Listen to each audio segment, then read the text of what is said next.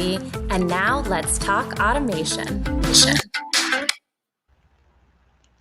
Hello, everybody. Happy Third Thursday. We have got a great group together for you today.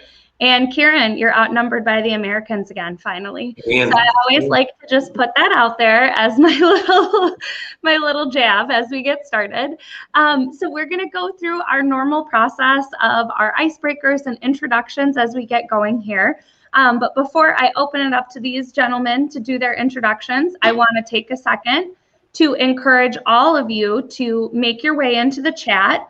Let us know where you're joining from and share your thoughts on this icebreaker question as we get going as well. So Dave, I'm going to come to you first, and I'm going to ask you to do your introduction. And then because we're talking about data and culture and where they collide, our icebreaker for the day across the board is going to be, give us a story about a time that maybe data incentivized the wrong behavior, or we were headed in the wrong direction because of a goal or a KPI that we gave our team. So I'm going to open it up to you, Dave, to get us started. Yeah, absolutely. And appreciate the time. So I'm Dave DuVarney. I'm a partner within Baker Tilly Digital. And kind of my role here, I run our data and analytics solution group in general. I work heavily in that area, and then also run some of our assess functions within our digital practice. Where I've seen kind of issues around data and incentivizing behavior, I've seen them heavily on kind of the sales and marketing side in the past.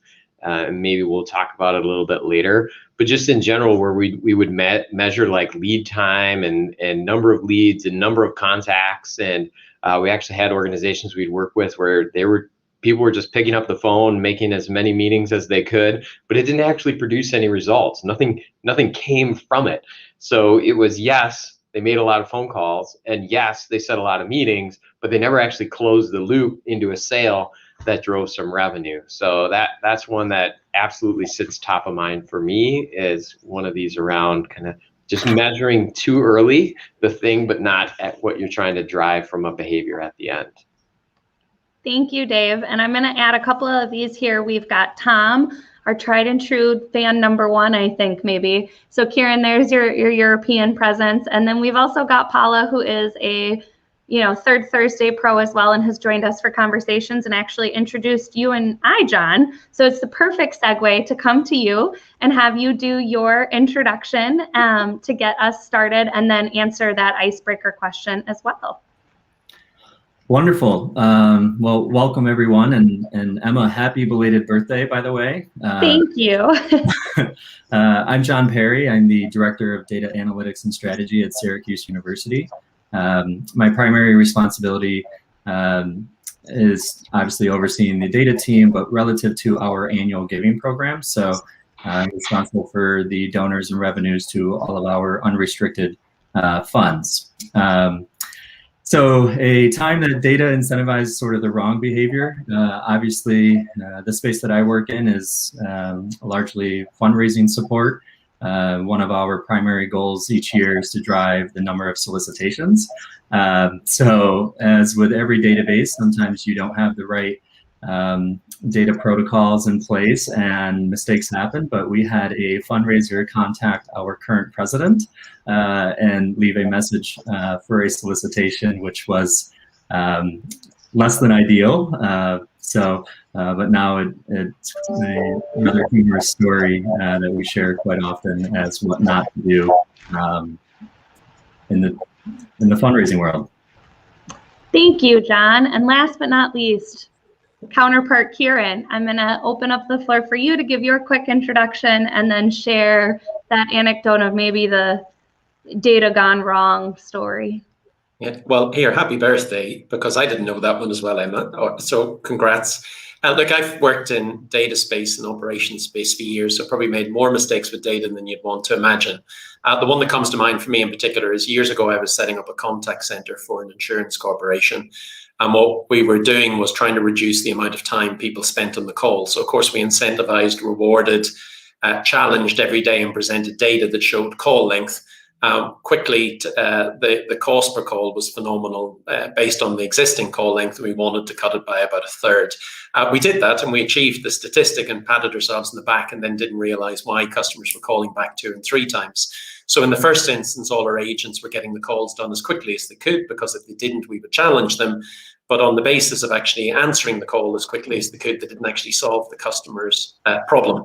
So our right first time statistics went through the floor, our customer NPS went through the floor, and it took us, I'd love to say, just days to find this out. It didn't. It took months to find this out, with a lot of upset customers and a lot of upset staff. So be careful what you want, be careful what you measure. Wonderful. With that ominous warning, we're going to move into our conversation of maybe how to manage the relationship between data and culture across the board a little bit more effectively. So Dave, I'm going to come to you with our first official question of the morning or afternoon, I guess, depending on where you're joining us from. And I want to talk through, so you're working with clients day in and day out on data engagements and helping them get their arms wrapped around their governance and the like. And so I want to come to you and talk through, I know you guys have kind of 4 pillars of engagements that you work through and focus your data engagements. Can you share what those 4 pillars are with us today? Yeah, absolutely.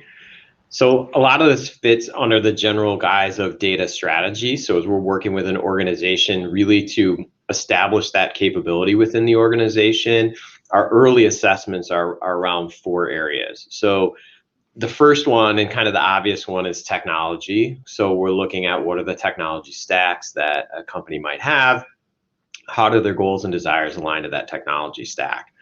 We talk about people. So there are different roles and skills that you need when you're setting up a data and analytics program. There's people who are good at the business requirements. There are people that are good at visualization, moving data, and then providing kind of that advanced analytics. So we look across the spectrum and say, what do you need there? We look at process. Whenever we talk data and analytics, it's not a project, it's a program. So there's this continuous ingestion of requirements, and how do we take that intake of requirements from the business and make sure that it continues over time. And then the last one where we're focused here today is really organization. And we're looking at there primarily, do you have sponsorship and buy-in from the organization? Do you have a data-centric culture?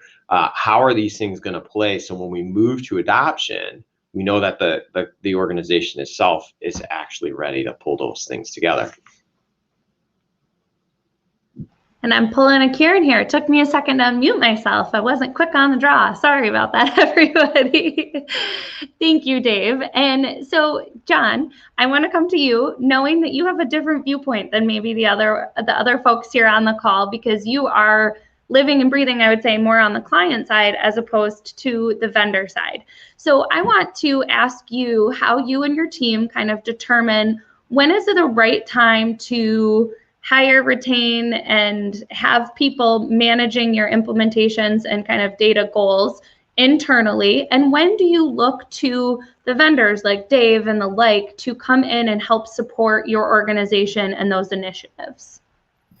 Yeah, great question, Emma. I think, before you can answer that specifically, there's a few questions about the maturity of your operation or business that we need to identify first. One being, have we internally identified the key strategic initiatives that our business needs to focus on? And from a vendor lens, I will add, what is my understanding of these initiatives and how might I contribute to the success of this organization? That's something that I, as a vendor, I think absolutely need to know.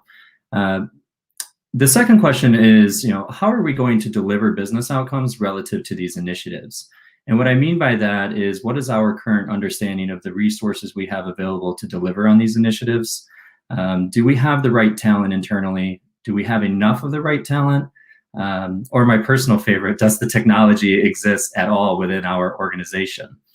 Without the right talent or the technology, we would certainly be seeking external partnerships to really help accelerate business outcomes and to potentially create a competitive advantage. I will say some of the reasons in which we are looking for external partnerships is really to drive innovation or to provide us with strategic insights relative to those larger strategic initiatives that I just talked about. So I'll give you a very specific example. At Syracuse right now, we have a Forever Orange campaign, which is a $1.5 billion campaign with a goal of 125,000 donors over the course of 7 or 8 years. We are now at a point where we are trying to figure out where those donors are going to come from and seeking external partnerships that might be able to help us identify those insights, those channels is really important to us. So there are also a number of other factors. I will say the priority or timing of the ask is a big one. Certainly over the pandemic, a lot of teams have lost some resources, so you might seek external partnerships just because of that. Or there might be an additional skill set that you just don't possess on your team and need to outsource that to execute the project. I really appreciate that you gave a specific example, because I think sometimes we talk so much in the theoretical that it's very nice to kind of dive into how are you taking the data disciplines and applying them to what you guys are doing at Syracuse. So thank you for sharing that. Kieran, I want to come to you, and I think we might end up tapping John and Dave a little bit on this question as well, because I think this is a little bit of a hot topic. So as we talk about data, there is this urgency to have real-time data. And I want you to kind of share your thoughts on how important is real-time data as opposed to the idea of near time, and in what scenarios do we actually need real-time data, and when can we rely on maybe that second best of near time? Yeah, I think it's a really great question, Emma, and a really important question, because everybody who gets into data and data science for the first time believes that they need one perfect data. Now, to a degree, if you're making a life decision, like whether someone has breast cancer or not, you certainly want the most accurate data as possible. But if you're looking at an outbound marketing campaign and want to make a very general decision to identify a particular cohort of people, you don't. But data, and there's lots of it, actually costs a lot of money to mine, to curate, to store, and then to do data science and data analytics on top of it. So it's certainly not free, and that's the impression that people shouldn't get. But, you know, data is available everywhere, and once you've got it, then you have, as you say, you know, the right to make a real-time decision. And let me give you an example here. So if I'm doing a particular quote for a customer in an insurance brokerage, then I want enough data there at that moment in time to allow me to produce a price. Because if we don't produce a price in real time for a customer, they're going to go somewhere else. And therefore, I want their credit data, I want their risk data, I want to look up maybe floodplain data, where their house is sitting, or hurricanes, or whatever else, depending on where you are in the world. So that frontline, first-to-hand, real-time data is key, credit scores and everything else. But if I actually take the example of insurance brokerage again, and I look at customers that I'm attempting to renew, then I might want to run some data science that gives each of those customers a particular score. For example, you might have a customer lifetime value score. So in other words, if a customer stays with us 1 year, they might be worth, you know, $500. If they stay with us 5 years, they might be worth $2,500, and you may be able to sell them other types of insurance, like a home policy or a renter's policy or something else. And that data does not have to be real or real time. That's an example of near time data.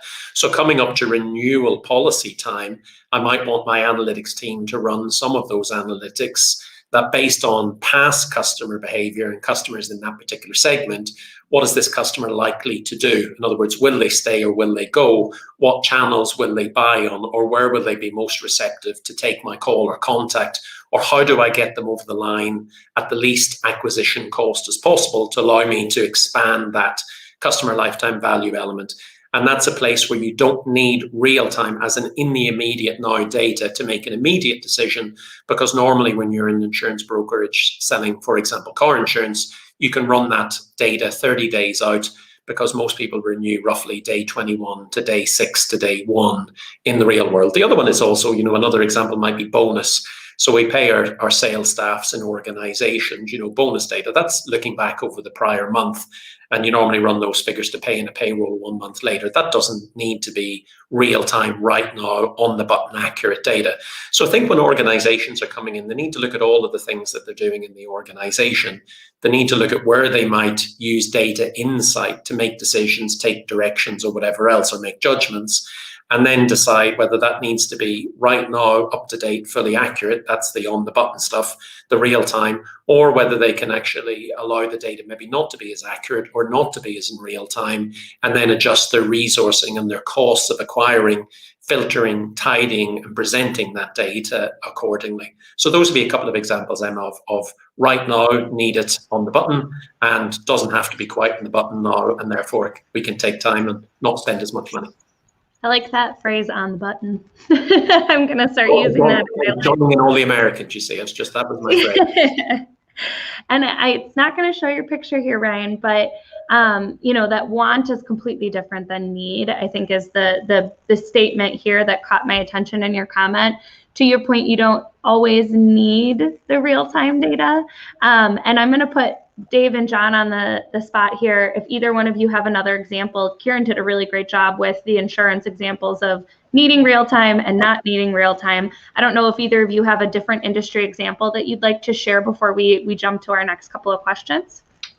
I think you can absolutely get it back down to when do you need to act upon that data, and that should then decide the timing. So similar to Kieran's example, we've had manufacturers where if a piece of material is moving down a line, I had one that they built the fan blades that go inside jet engines. If those fan blades have a defect, they need to know that right away, because if they continue the manufacturing process, they're going to kick it out at the end. That data needs to be real time. When that piece comes off and they run an X-ray on it, they have to know it then. But other examples, maybe in manufacturing, you know, if a product is trending up or down, you don't need to look at that every single day, because you're just not going to have enough information to know. You might want to look at it, you know, once a month, every quarter, whatever that would be. But it's tied to when can you actually look at the data, make a decision, and act upon that decision. Because if you can't act upon it, you know, why do you need that right then?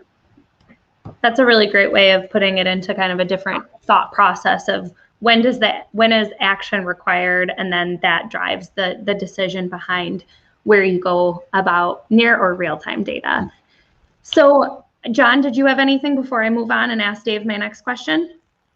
Yeah, I'll just add, you know, to Dave's point, you know, real-time data is important only if you're going to take action on it. And, you know, I think from the industry I'm in, the area I work in, you know, anytime you're dealing with constituents or constituent information, it's pertinent that that information is most up to date.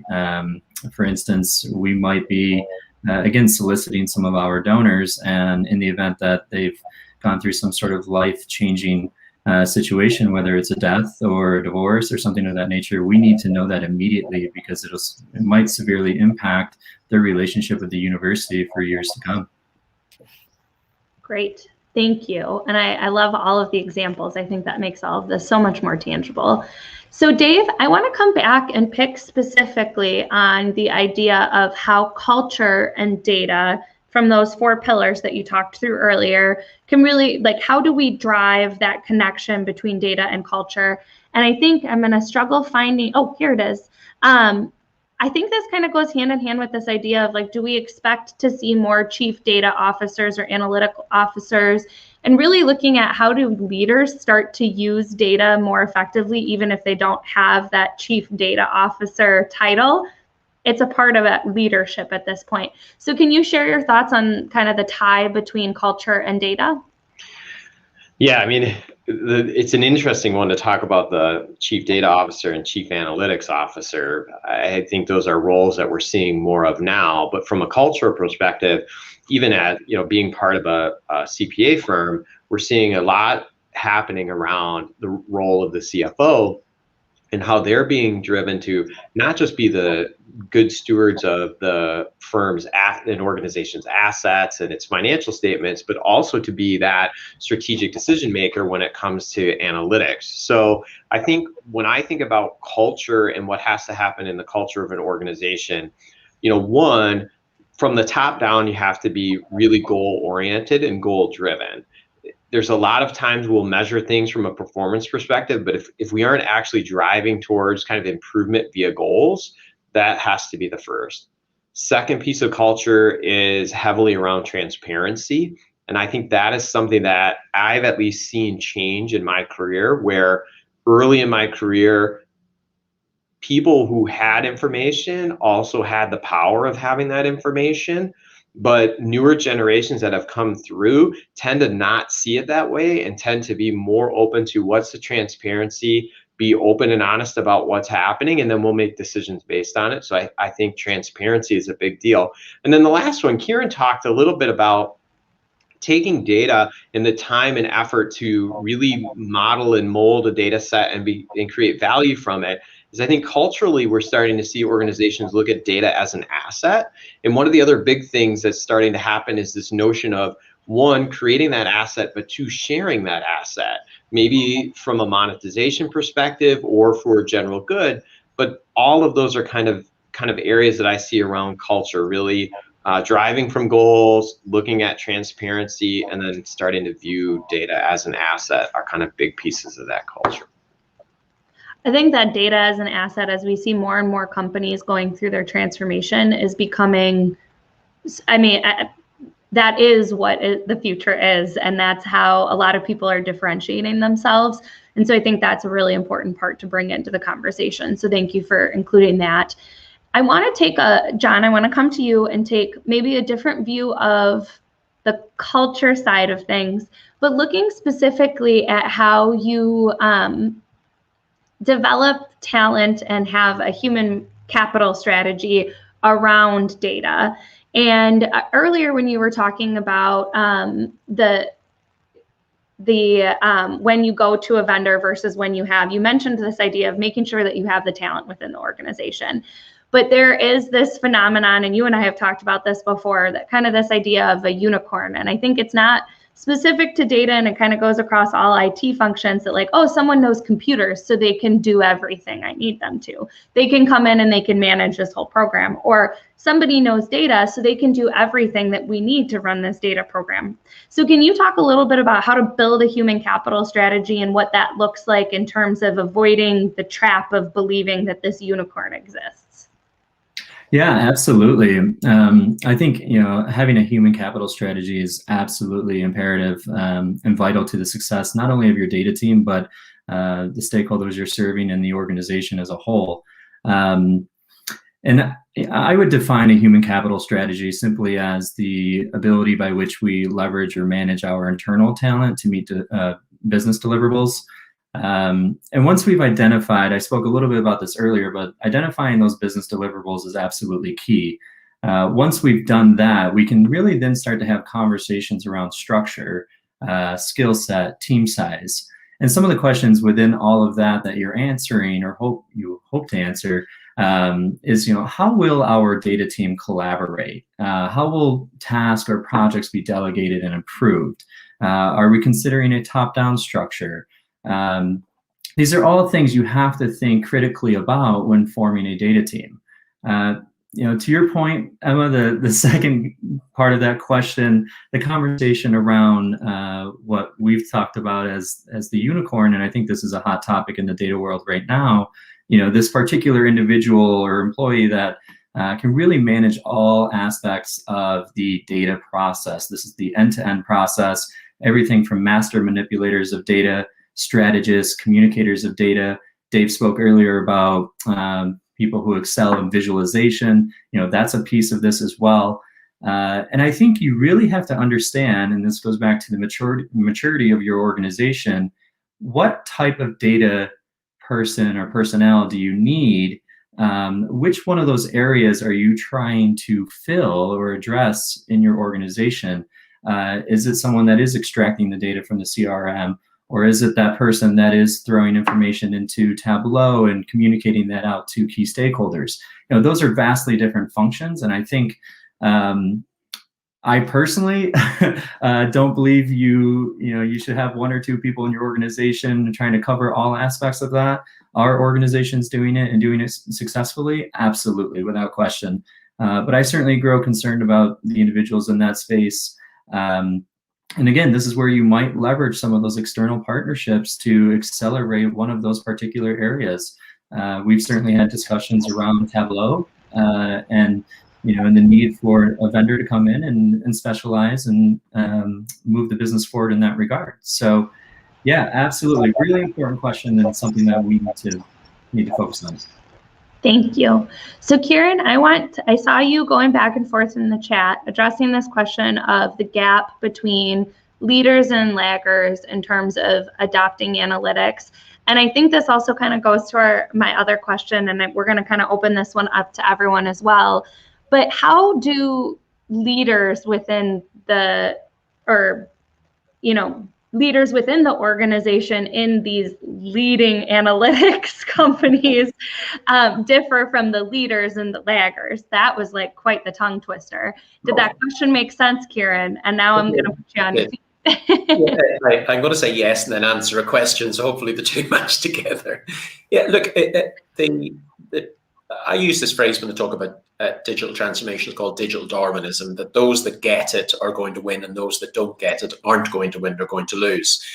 Now we all understand the importance of data. I think it's been spoken about so many times. And it's not the data, just to be absolutely clear, it's the decision insight that you're actually getting out of the data. In other words, what's the next thing I'm going to do with this new piece of knowledge? Those organizations that have got great decision or great data insight with great people, and remember this is a combination of the two, and that's the people to understand the data, to understand the nuances, to work out how the data got there in the first place. Great people who are really well trained and experts in their industry, who have that additional string to their bow, that great data, be it near time or real time, can make far better decisions than those organizations and those individuals and those organizations that don't have that data. And increasingly in the market, I am seeing a growing gap between the companies that are making really great decisions because they're well informed with data and expertise, and those organizations that are losing out and lagging that little bit behind because they're relying on traditional methods and gut. And that will only get you so far.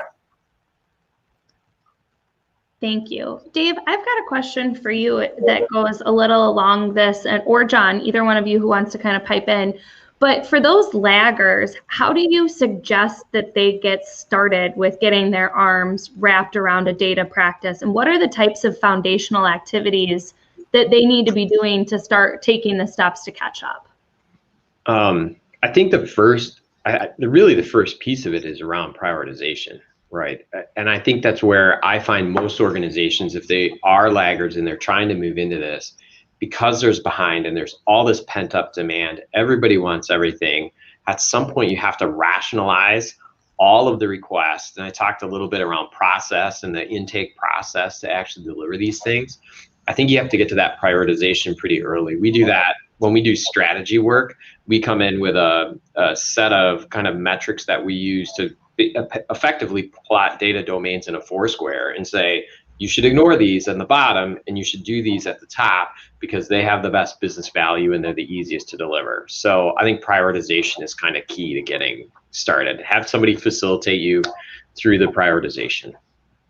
Going back to the conversation that John mentioned, find a partner that you can trust to help guide you through that, prioritize it, and then as you start taking those steps, you can start to build self-sufficiency and build out a team that helps manage that.